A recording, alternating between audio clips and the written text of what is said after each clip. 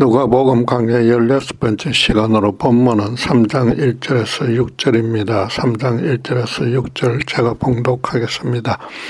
디베르 황제가 통치한 지 15해 곧 본디오 빌라도가 유대의 총독으로 헤롯이 갈릴리의 분봉왕으로 그 동생 빌립이 이두레와 드라고니 지방의 분봉왕으로 루사니아가 아빌레네의 분봉왕으로 안나스와 가야바가 대제사장으로 있을 때에 하나님의 말씀이 빈들에서 사가랴의 아들 요한에게 임한지라. 요한이 요단강 북은 각처에 와서 제사함을 받게 하는 회개의 세례를 전파하니 선지자 이사야의 책에 선바 강야에서 외치는 자의 소리가 있어 이르되 너희는 주의 길을 준비하라. 그의 오실 길을 곧게 하라. 모든 골짜기가 메어지고 모든 산과 작은 산이 낮아지고 굽은 것이 곧아지고 험한 길이 평탄하여질 것이요 모든 육체가 하나님의 구원하심을 보리라 함과 같으니라. 누가는 십자가 복음을 간접적으로 접했던 헬라인 의사였으므로 주님의 생애를 가장 세밀하게 살펴봤습니다. 그 결과로 예수의 탄생에 대해서 네 복음서 중에 가장 상세하게 처음 2장에 걸쳐서 길게 설명했고, 무엇보다 예수님의 유년기에 관해서도 12살에 부모와 헤어져 성전에 홀로 남게 된 사건을 유일하게 기록했습니다. 이제 3장부터 주님의 공사역에 대해서 본격적으로 진술하는데, 디베리오 황제가 통치한 지 15해라는 말로 시작합니다. 이는 성전 사건 이후로 18년의 세월을 뛰어넘는 시기입니다. 유대인 남자는 13세면 율법을 맡은 자로 율법을 배울 수 있으나 30세가 되어야 랍비로서 다른 이에게 율법을 가르칠 수 있습니다. 율법에는 성경 교사의 연령에 대한 명시적 규정은 없지만은 민수기 4장 3절에 해막에서 봉사할 자가 30세에서 50세가 되어야 된다는 계명을 이 영적 지도자의 연령에도 적용한 것입니다. 누가도 3장 23절에 예수께서 가르치심을 시작할 때에 30세쯤 되시니라라고 기록해 놓았습니다. 예수님의 유년기와 마찬가지로 이 18년의 청년기에 대해서도 궁금해할 필요가 전혀 없는데 성경은 그 충분한 근거를 제공하고 있습니다. 해당에서 가르치는 예수님에 대해서 마태복음 13장 55절에 보면 고향 사람들이 이는 그 목수의 아들이 아니냐라고 하면서 마리아에게서 난 동생들의 이름까지도 말했습니다. 목수인 요셉의 장남으로서 동생들을 잘 살피고 있는 평범한 청년으로 알고 있었는데 성경에 관해서 너무 잘 가르치니까 깜짝 놀랐던 것입니다. 마가는 같은 사건에서 6장 3절에서 사람들이 이 사람이 마리아의 아들 목수가 아니냐라고 말했다고 기록하고 있으므로 예수님은 직접 목수 일을 하며 살고 있었던 것입니다. 한 자유주의 신학자가 예수는 유대인이었으므로 현재 널리 퍼져 있는 인자하고 수려한 백인 형상의 예수 초상화는 틀렸다고 지적했습니다. 또 성경에 예수의 외모에 관한 기록이 전혀 없으므로 유대인으로도 그럴 수 없다고 말했습니다. 대신에 세상 모든 사람의 구세주였으므로 자기 나라 사람의 얼굴로 예수를 그리면 된다고 주장했습니다. 그 의견이 나름대로 일리가 있지만 예수의 초상화는 성경적으로 정확하게 그려낼 수 있습니다. 이사야 선지자는 53장 2절에 메시아에 대하여서 고운 모양도 없고 풍채도 없은즉 우리가 보기에 흠모할 만한 아름다운 것이 없도다라고 예언했습니다. 유대인 수만 명의 얼굴 모습을 모아서 경찰이 몽타주 작성하듯이 가장 평균적인 특징을 골라서 그리면 됩니다. 예수님의 청년기도 아주 평범한 유대인 가정의 장남으로서 가업을 행하면서 지극히 평범하게 지냈던 것입니다. 누가가 주님의 공사역에 관해서 메시아의 오심을 알리는 요한의 이야기로 시작하는 것은 너무 당연합니다. 그는 실제로도 6달 정도 형이라서 예수님보다 먼저 랍비로 활동할 수 있었습니다.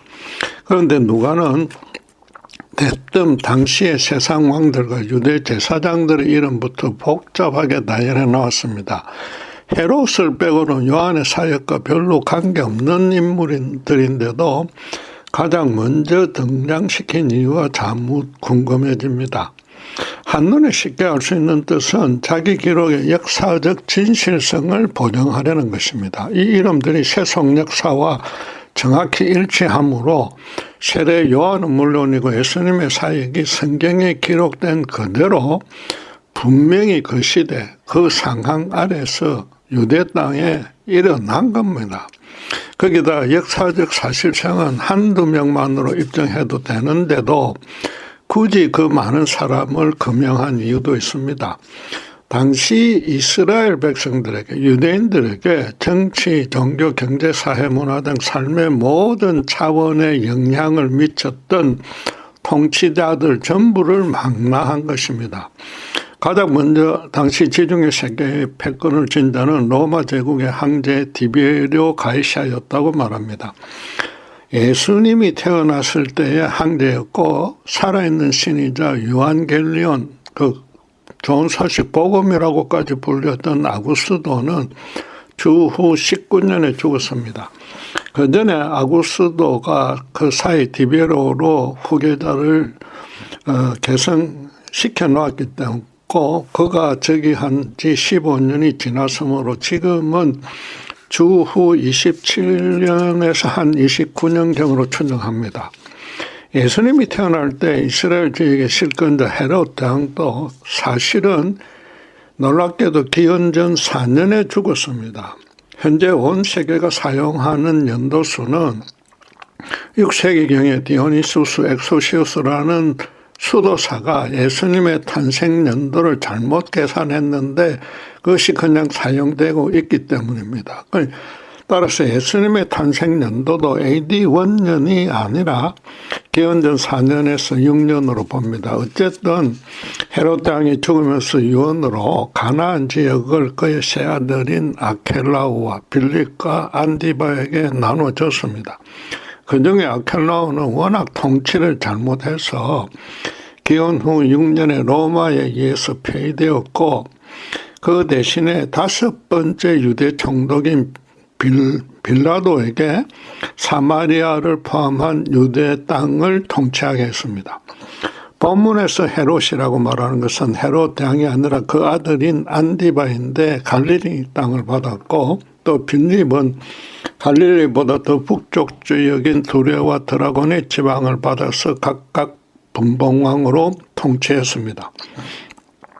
다메섹보다 더 북쪽 지역인 아빌레네를 다스린 루시니아에 대해서는 역사적 기록이 희소하지만 어쨌든 헤롯 왕가는 아니었습니다.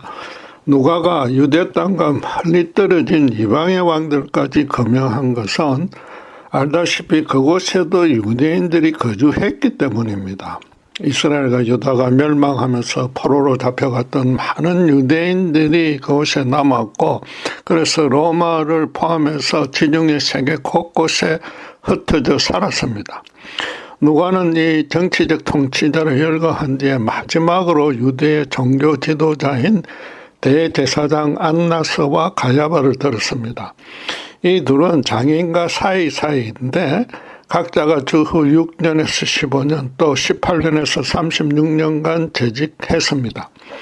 원래 율법으로는 대제사장은 종신직이라서 죽어야만 그 아들 중에 장남이 승계하게 되어 있습니다. 따라서 같은 시기에 두 제사장이 함께 재직할 수는 없습니다. 그러나 당시에는 로마 제국이 자기들 입맛에 맞는 대제사장을 임의로 임명하고 또 해임했습니다. 대제사장은 로마가 유대 식민지에 허용했던 그 자치권을 집행하는 산헤드린 공회의 의장도 겸했기 때문입니다. 안나스에게 아들이 5이나 있었으나 로마는 그 사이를 임명했습니다. 구체적인 이유를 기록한 자료는 없지만은 로마는 자기들 말을 고분고분 따르지 않으면 즉시로 해임했다고 합니다. 그러니까 유대인들은 안나스가 로마에 충성하지 않았기에 해임된 것으로 보고 또 아직 생존하고 있기에 율법대로 진정한 제사장이라고 여겼습니다. 예수님이 십자가에 달리시는 날에 공식적인 대제사장은 그 사이인 가야바인데도 요한복음 18장 13절에 보면 산헤드린에서 보낸 관원들이 주님을 안나스에게 먼저 끌고 간 이유입니다. 이보다 약 1900년 후에 유럽 전역에 흩어져 살던 디아스포라 유대인들은 나치 독일로부터 엄청난 박해를 받았습니다. 악명 높은 그 아우슈비츠 감옥의 게스실 등에서 600명 가량이 죽은 홀로코스트의 참극을 겪었습니다. 그때 유대인들은 나치 제국이 자기들 육신은 제멋대로 죽일 수 있으나 정신과 영혼은 절대 빼앗아갈 수 없다며 당당하게 죽음을 맞았다고 전해집니다. 예수님 당시까지만 해도 로마 제국은 각 식민지의 종교적 자유를 보장했습니다. 그럼에도 대제사장을 로마가 제멋대로 임명한 것은 유대인들의 정신과 영혼마저 로마의 손에 빼앗겼다는 뜻이 되므로 나치의 홀로코스트보다 더 비참하거나 그와 같은 처지가 되어버린 셈입니다. 거룩한 모세의 율법이 여호와를 모르는 이방인 정치 권력에 의해 파괴되는 바람에 하나님께 선택받은 언약 백성이라는 유대인들의 정체성마저 완전히 짓밟혔습니다. 이스라엘은 유대 땅에서나 이방 땅에서나 정치적 사회적 통제력을 완전히 상실한 데다가 마지막 자존심을 지켜주는 율법마저 크게 오염되었습니다.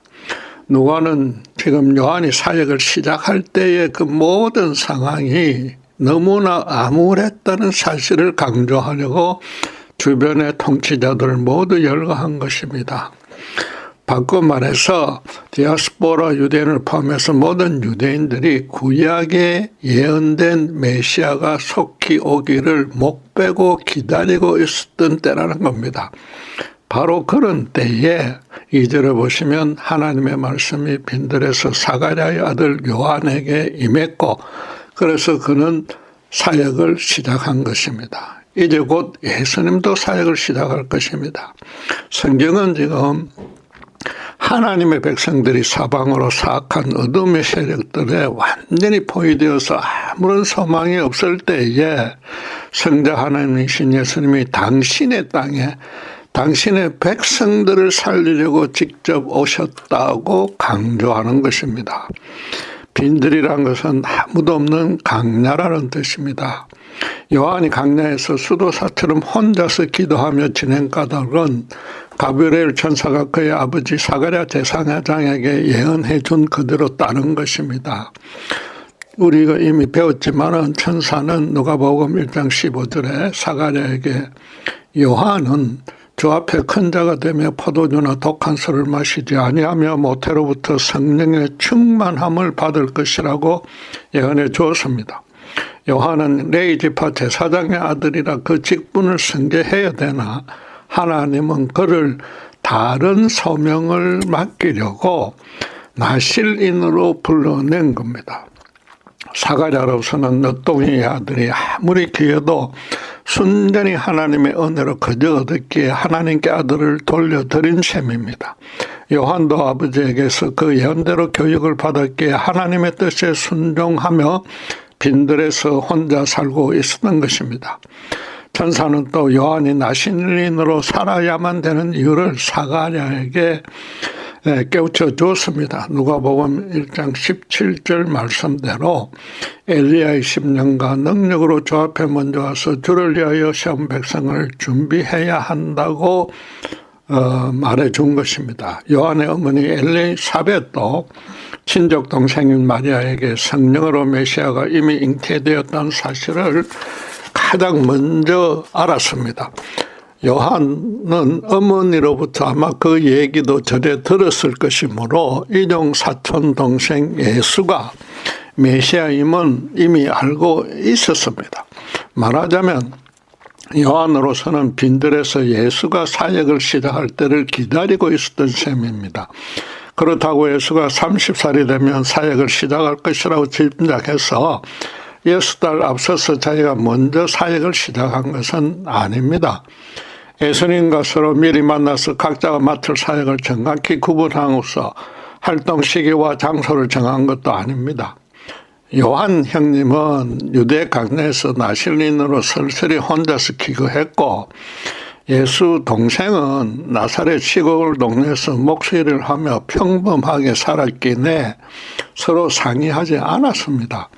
각자가 자기 처한 곳에서 다른 모든 이는 물론이고 사탄도 아무 낌새를 눈치채지 못할 정도로 은밀하게 각자가 기도하면서 하나님의 음성을 기다렸던 것입니다.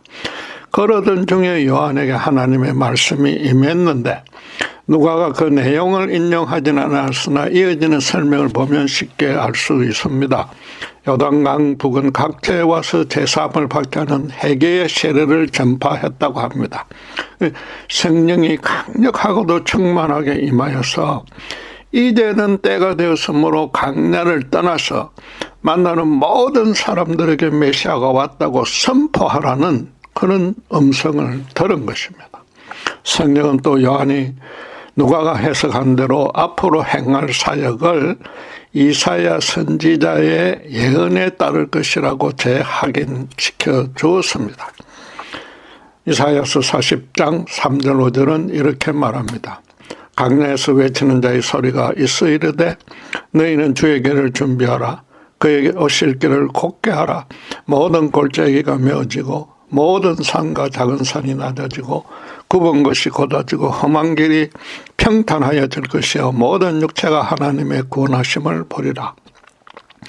이 기록에서도 누가의 세밀함이 엿보이는데 이사야의 예언을 그대로 인용하되 마지막 부분에서 조금 바꿨습니다. 이사야는 모든 육체가 여호와의 영광을 보리라고 했으나 누가는 같은 의미이긴 하나 하나님의 구원하심을 보리라고 조금 더 알기 쉽게 표현했습니다. 또 마태와 마가는 주의 길을 준비하라는 3절만 인용했으나 누가는 길이 평탄해져서 모든 육체가 구원을 받아서 하나님의 영광을 볼 것이라는 4절 5절도 덧붙였습니다. 모든 구약의 예언은 알다시피 당대의 상황에서 바로 실현될 일과 먼 미래에 성취될 완성을 이중 삼중적으로 계시해 줍니다. 이사야의 이 예언은 바벨론 포로로 잡혀간 이스라엘이 전적으로 하나님의 은혜로 예루살렘으로 귀환하게 된다는 뜻이었습니다. 바벨론 포로 귀환 당시에는 요한처럼 강야에서 외치는 자가 없었으므로 이 예언이 그 당대에 실현되지 않았다고 여길 필요는 없습니다. 외치는 자의 히브리 원어 포르포리아의 의미가 어떤 특정인을 지칭하는 것이 아니라 어떤 사람의 외치는 소리가 들린다는 겁니다. 따라서 그 외친 사람은 사실상 하나님이셨고 이사야가 기록한 그 본문이 외쳐진 소리가 되므로 바벨론 포로 귀환은 이라는 그 예언은 역사가 증명하듯이 당대에 이미 실현된 것입니다. 그래서 이사야는 그 앞 2절에서 지은 죄에 대한 사함을 받았다고 이스라엘 백성을 위로해 주라는 그런 하나님의 계시를 이사야가 받았다고 말합니다. 실제로 이스라엘은 아무 공로 없이 고레스의 뜬금없는 칙령 하나로 포로에서 풀려나는 은혜를 받았습니다. 그러면 포로에서 귀환한 후로는 이전과 전혀 다른 삶을 살아야 하고 그러기 위해서는 이전의 죄로 더러워진 모습을 깨끗이 씻어야만 합니다. 그래서 하나님은 이사야에게 주가 오시는 길에 모든 장애를 제거하며 곧게 해야 한다고 말해준 것입니다. 주가 오시는 길을 준비하라는 이 예언도 이중적인 의미를 지닙니다. 고대 왕들이 행차하기 전에는 반드시 그 앞에 나타나는 골짜기나 굽고 험한 길들을 미리 평탄하게 만들었습니다. 특별히 중동 지역의 강약길은 자갈과 암석이 곳곳에 박혀 있고 잡목이나 덤불이 많았으며 그 사이에 독사나 정갈이 숨어 있었습니다. 왕이 지나가기 전에 그 모든 것을 깨끗이 정리해야 하는데 앞선 2절에 죄를 사해 주었다는 하나님의 은혜와 연결하면은 메시아가 오기 전에 백성들은 죄를 씻어서 정결한 모습으로 맞이해야 된다는 또 다른 뜻이 되는 겁니다. 이게 더 정확한 뜻인 겁니다. 이스라엘이 하나님의 전적인 은혜로 바벨론 포로에서 70년 만에 귀환했으나 불행하게도 이미 나라는 없어졌습니다.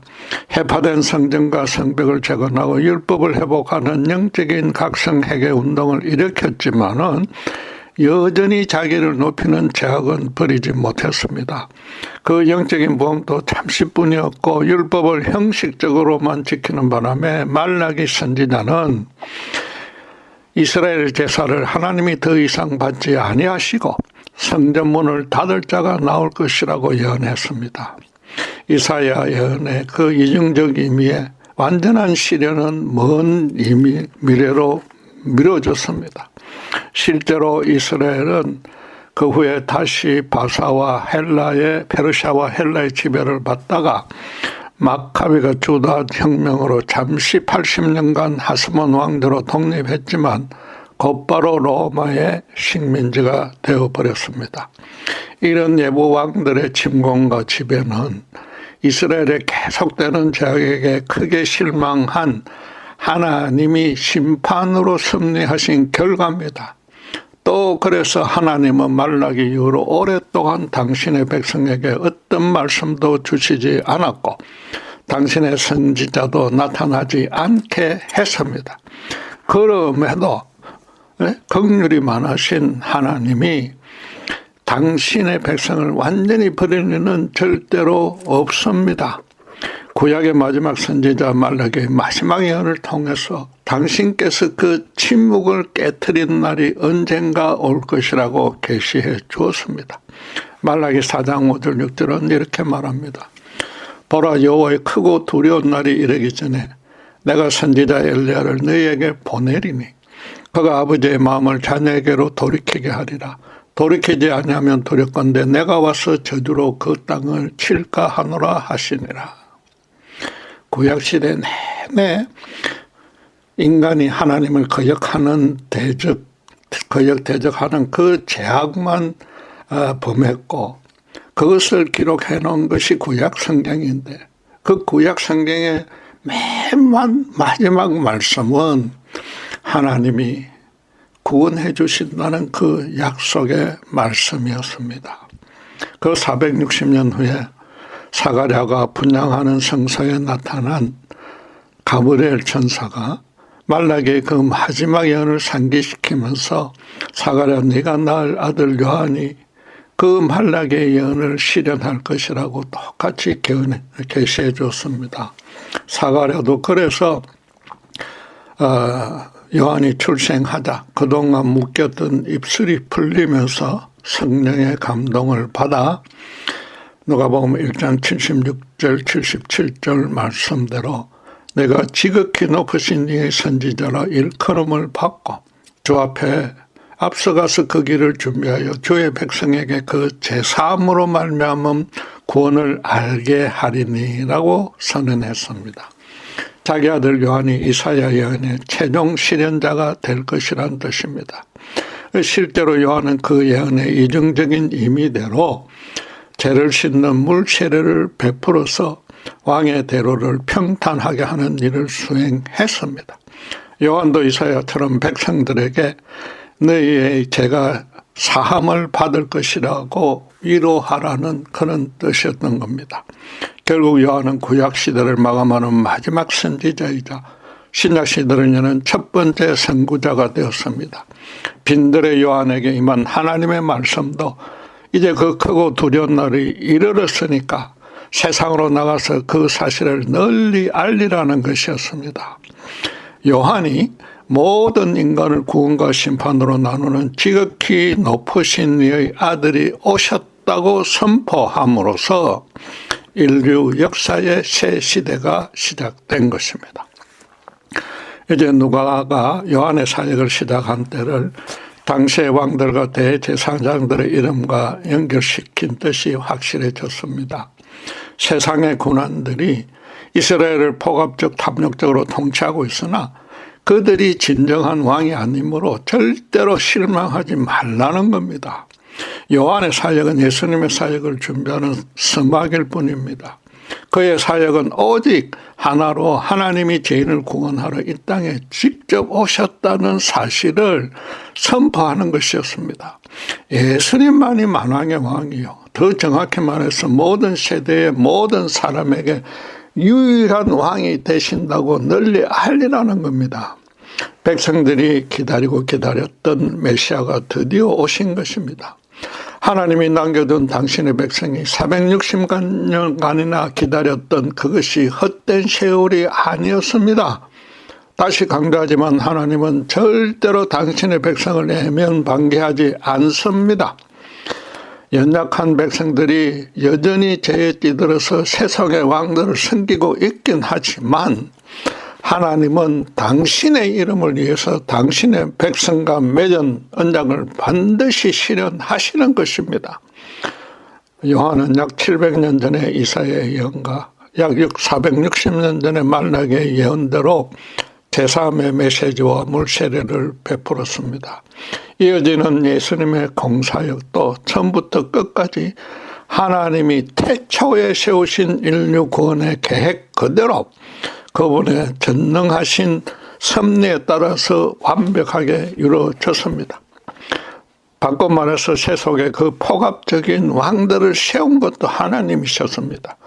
대표적으로 헤롯 대왕과 빌라도 총독이 부정적인 차원이긴 했지만 주님의 구원사역에 지대한 역할을 맡았습니다. 그들은 하나님의 거룩한 일에 쓰임받는지 전혀 모르고 자기들 생각과 욕심과 감정대로 행동했을 뿐입니다. 하나님은 그러나 그 배후에서 눈에 보이지 않지만 인류의 모든 역사를 오직 예수님의 골고다 십자가를 향해서 이끌고 계셨던 것입니다.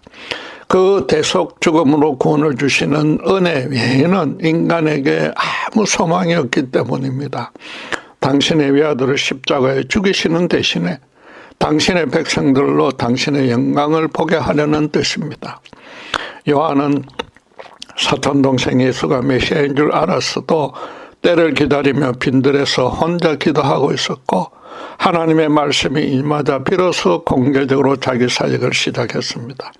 완전한 하나님이신 예수님은 그 모든 사정을 아시고도 당신의 때가 이르기만 기다렸었습니다. 사실은 구약의 이사야나 말라기 선지자들이 행한 예언을 당신께서 직접 심어주셨으므로 당신의 때도 당신께서 정하신 것입니다. 그 결정이 이루어지자 주님은 요한이 물세례를 베푸는 곳에 나타나셔서 당신을 죄인의 자리에까지 완전히 낮추시며 물세례를 받았습니다. 이제 곧 마지막 선지자 요한의 사역은 끝나고 예수님이 하나님의 뜻을 완전히 계시해 주는 최종적이고 궁극적인 선지자가 될 것입니다. 나아가서 말라기가 예언한 대로 그 마음을 아버지께로 돌리는 자는 구원하고 그러지 않는 자는 심판할 것입니다. 예수님으로 인해서 인간은 영원한 구원과 심판 둘로만 나뉘고 인류 역사도 기원 전과 후로 즉 구시대가 새-시대로 전환될 것입니다. 이사야 예언의 마지막 구절대로 모든 육체가 하나님의 이방인까지 포함해서 모든 육체가 하나님의 구원하심을 보게 될 것입니다. 그래서 누가도 이방의 왕들까지도 앞에서 맨 서두에 열거한 것입니다. 여러분 지금 제가 요한의 이야기를 하는 것이 아니라 사실은 바로 우리의 이야기를 했습니다. 요한이 우리와 비교할 수 없을 정도로 위대한 선지자이면 틀림없습니다. 그러나 이사야나 말라기나 요한이나 구원에 관한 하나님의 계시를 일부만 그것도 흐릿하게 받았습니다. 우리는 성경을 통해서 그 전부를 이미 확실하게 받았습니다. 거기다 그들 모두가 예수님을 가르침을 받지 못했으나 우리는 성경을 통해서 정확히 배울 수 있습니다. 무엇보다 성령의 거듭남으로 십자가 구원의 은혜 안에 이미 들어와 있습니다. 본문이 말하는 바에 비추면 하나님이 우리에게 최소한의 요구하는 사항으로 예수님만을 진정한 왕으로 모시고 있어야 하는 겁니다. 여러분, 이 시간 올 한 해도 과연 그렇게 살았는지 정말로 진지하게 되돌아보기를 원합니다. 여러분, 하나님을 믿는 것과 그분을 왕으로 모시는 것은 별개의 문제입니다. 하나님을 믿는 것은 심지어 불신자에게도 가능한 일입니다. 그분이 나의 왕이 되려면 자기 전부, 특별히 삶과 죽음을 온전히 그분에게 맡겨야 됩니다. 예컨대 로마 황제 디베레보다 더 강력한 위치에 있었던 느부갓네살, 바벨론의 느부갓네살 왕의 신상에 절대로 절하지 않았던 다니엘의 세 친구처럼 되어야 됩니다. 그 벌로 극렬한 풀무불에 던져져야 했으나 또 하나님이 그 불에서 던져주지 아니할지라도 그분만 끝까지 감사하고 찬양 경배할 수 있어야 되는 겁니다.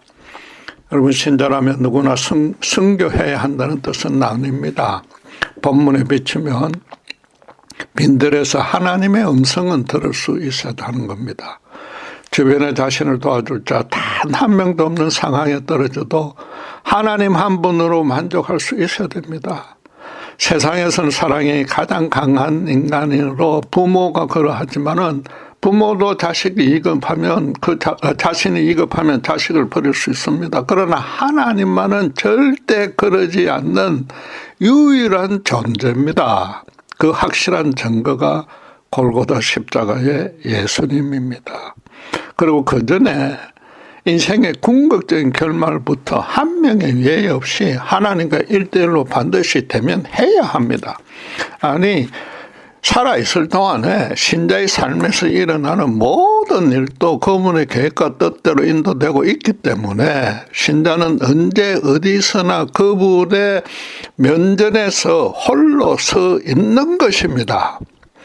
예수가 2000년 전의 인물로서 우리 눈에는 보이지 않게 실감나지 않을 수 있으나 성령의 인도로 성경을 통해 생생하게 개인적으로 만날 수 있습니다. 골고다 십자가 아래 자신의 전부가 발가벗겨지면서 완전히 엎드려진 경험이 있다면 예수님만을 왕으로 모시고 살아가게 되는 겁니다. 이 땅의 트럼프나 이재명 대통령이 절대로 진정한 왕이 아니라는 사실을 삶에서 실제로 체험할 수 있습니다.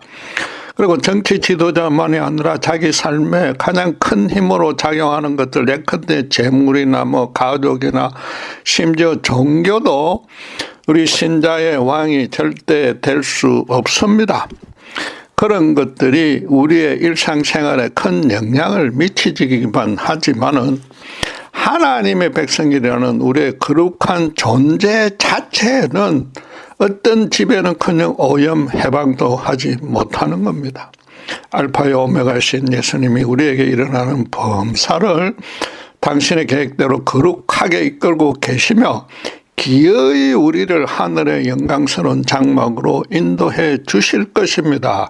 새 하늘과 새 땅으로 바뀔 때는 세세토록 그분과 함께 왕노릇하게 됩니다.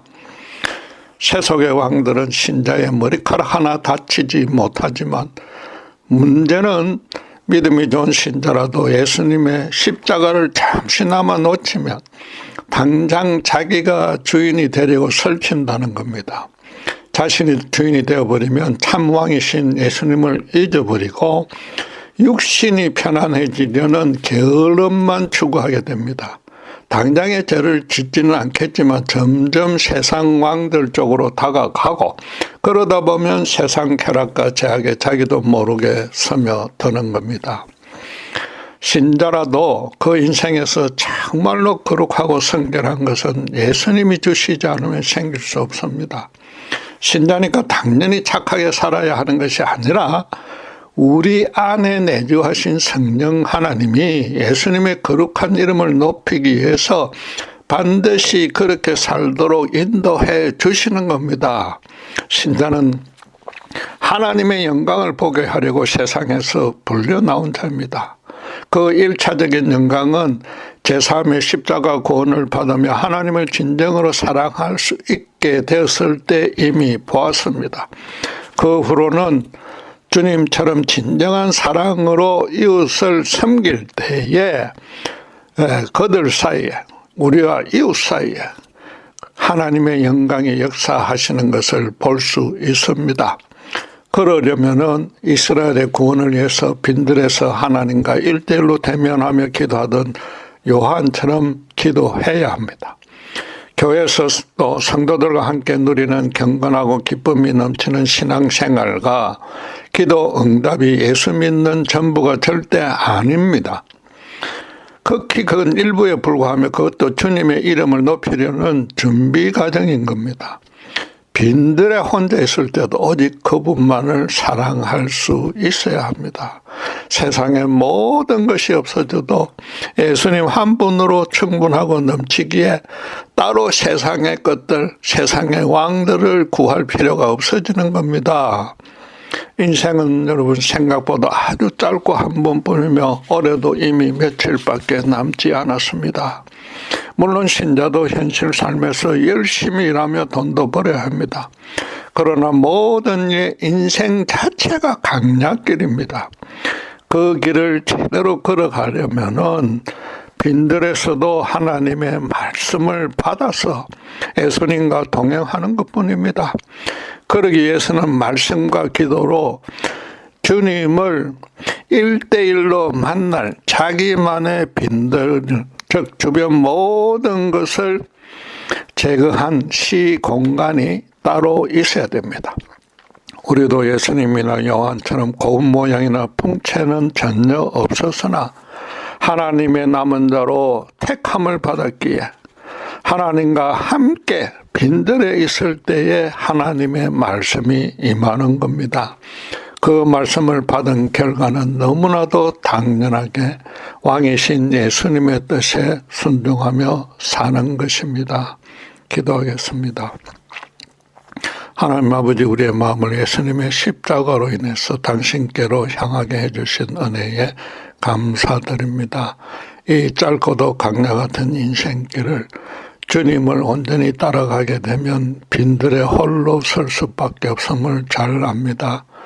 저희들 육신은 날로 노쇠 갈지라도 하나님의 거룩한 말씀으로 저희를 붙들어 주셔서 요한처럼 주변 이웃들이 복음으로 향해 걸어가는 길을 평탄케 할 수 있도록 저희들을 마음껏 들어 사용하여 주시옵소서. 감사하고 예수님의 이름으로 기도드렸습니다.